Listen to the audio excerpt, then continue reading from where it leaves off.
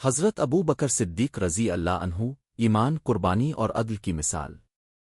حضرت ابو بکر صدیق رضی اللہ عنہ مکہ مکرمہ کے معزز قبیلہ قریش سے تعلق رکھتے تھے۔ آپ کا پورا نام عبداللہ بن ابی قحافہ تھا۔ آپ نبی کے قریبی دوست اور سب سے پہلے مرد صحابہ میں سے ایک تھے۔ آپ کی والدہ کا نام ام علیال تھا اور والد ابی قحافہ تھے۔ آپ بچپن سے ہی نیک دیانتدار اور شجاع تھے۔ آپ کی شخصیت میں صداقت، حلم اور سخاوت نمایاں تھی۔ مکہ کے لوگ آپ کی باتوں اور کردار کی قدر کرتے تھے۔ جب نبی کریم نے اسلام کی دعوت دی تو حضرت ابو بکر سب سے پہلے مرد صحابہ میں شامل ہوئے۔ آپ نے فوراً اسلام قبول کیا بغیر کسی جیجے کے۔ یہ وقت مکہ میں اسلام کے لیے خطرات کا تھا، مگر حضرت ابو بکر نے اپنا ایمان مضبوط رکھا۔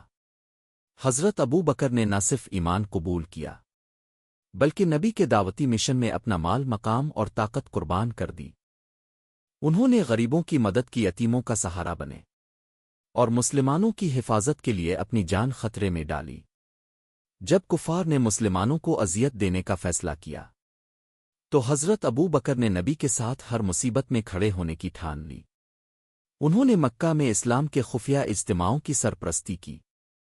سب سے مشہور واقعہ ہجرت مدینہ کا ہے۔ جب نبی نے مدینہ کی طرف ہجرت کا فیصلہ کیا تو حضرت ابو بکر نبی کے ساتھ نکلے۔ وہ راتیں، دنوں کی مشقتیں اور راستے کے خطرات برداشت کرتے رہے۔ انہوں نے ایک کھلے دن کا خطرہ مول لیا تاکہ نبی محفوظ رہے۔ یہ وہ مشہور واقعہ ہے جب نبی کی حفاظت کے لیے حضرت ابو بکر غار ثور میں اپنے ہاتھ پر جا کر پہرا دیتے رہے۔ یہ ایمان اور قربانی کی اعلیٰ مثال ہے۔ مدینہ پہنچنے کے بعد حضرت ابو بکر نبی کے قریبی ساتھیوں میں شامل ہوئے۔ وہ ہر مشن میں، ہر جنگ میں پیش رہتے۔ غزوہ بدر، احد اور خندق میں انہوں نے شجاعت کا مظاہرہ کیا۔ کفار کے سامنے وہ نڈر، مضبوط اور بے باک رہتے۔ حضرت ابو بکر کی سخاوت اور دیانت سب پر مشہور تھی۔ وہ اپنی دولت کو اللہ کی راہ میں خرچ کرتے، فقراء، یتیم اور مستحقین کی مدد کرتے۔ وہ خود سادہ لباس پہنتے اور سادہ زندگی گزارتے۔ نبی نے فرمایا، ابو بکر میرے صدیق ہیں اور صدیق وہ ہیں جو سچ کے ساتھ کھڑے رہیں۔ یہ لقب الصدیق انہی کی زندگی کی پہچان بن گیا۔ نبی کے وصال کے بعد خلافت کا تاج حضرت ابو بکر کے سر پر رکھا گیا۔ آپ اسلام کے پہلے خلیفہ بنے اور امت کو امن، عدل اور علم کی روشنی فراہم کی۔ حضرت ابو بکر نے خلافت میں سب سے پہلے فتنہ مرتدین کا مقابلہ کیا۔ وہ سخت مگر عادل حکمران تھے۔ انہوں نے یہ ثابت کیا کہ حق اور اسلام کے لیے قربانی ہر مسلمان پر فرض ہے۔ حضرت ابو بکر نے قرآن کی حفاظت اور جمع کرنے کی بنیاد رکھی۔ انہوں نے مسلمانوں کے لیے صحیفہ قرآن مرتب کیے تاکہ قرآن کا مت محفوظ رہے۔ یہ فیصلہ اسلامی تاریخ میں ایک انقلابی اقدام تھا۔ حضرت ابو بکر کی عدل پسندی مثالیت کی حد تک تھی۔ وہ سب کے لیے برابر تھے، چاہے امیر ہو یا غریب۔ انہوں نے حکومت میں انصاف کو بنیادی اصول بنایا۔ ان کے دور خلافت میں اسلامی سلطنت کی حدود بڑھیں۔ مکہ، مدینہ، حجاز، یمن اور عراق تک اسلام کے پرچم بلند ہوئے۔ حضرت خالد بن ولید، حضرت عمرو بن الاس اور حضرت سعد بن ابی وقاص ان کے دور میں اسلام کی فتوحات میں قائدین تھے، مگر ان سب پر حضرت ابو بکر کی رہنمائی تھی۔ حضرت ابو بکر کی عبادت بے مثال تھی۔ راتوں کو طویل نماز پڑھتے، روزے رکھتے اور اللہ کے ذکر میں محو رہتے۔ دن میں عوام کی خدمت، عدل اور تعلیم و تربیت پر وقت صرف کرتے۔ ایک مشہور واقعہ یہ ہے کہ حضرت ابو بکر اپنی دولت سے لوگوں کی مدد کرتے اور کبھی کسی سے شکایت تعریف نہ چاہتے۔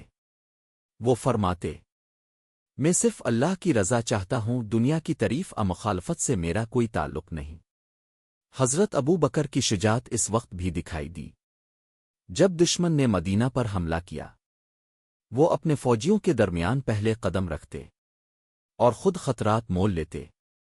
ان کا دور خلافت کم و بیش 2 سال اور 3 ماہ کا تھا، لیکن اس دوران انہوں نے اسلام کو مضبوط بنیاد دی۔ انہوں نے امت کی رہنمائی، عدل اور ایمان کو قائم رکھا۔ حضرت ابو بکر کی شہادت کا دن اسلامی تاریخ میں یادگار ہے۔ انہوں نے اپنی زندگی میں ہر لمحہ نبی کی محبت اور اللہ کی رضا کے لیے وقف کر دیا۔ ان کی وفات کے بعد امت نے ان کے کردار اور قربانی کو ہمیشہ یاد رکھا۔ حضرت ابو بکر کی زندگی ہمیں یہ سبق دیتی ہے۔ ایمان، صبر، قربانی، سخاوت اور عدل سب سے بڑی دولت ہے۔ دنیا کی دولت وقتی ہے، مگر اللہ کی رضا ہمیشہ باقی رہتی ہے۔ ان کی زندگی کا ہر واقعہ ایمان کی روشنی، نیکی کی مثال اور قربانی کا سبق ہے۔ اسلام کی تاریخ میں ابو بکر صدیق رضی اللہ عنہ ہمیشہ روشنی کی مانند زندہ رہیں گے۔ ان کے اقوال آج بھی مسلمانوں کے لیے مشعل راہ ہے۔ سچائی کی حمایت کرو چاہے دشمن تمہارے سامنے کھڑا ہو۔ لوگوں کے حقوق کی حفاظت کرو چاہے وہ تمہارے دشمن ہی کیوں نہ ہوں۔ دنیا کی محبت کو چھوڑ دو، اللہ کی محبت میں سب کچھ قربان کرو۔ حضرت ابو بکر کے دور میں اسلام مضبوط ہوا، قرآن محفوظ ہوا، امت متحد ہوئی، اور عدل و انصاف کی بنیادیں قائم ہوئیں۔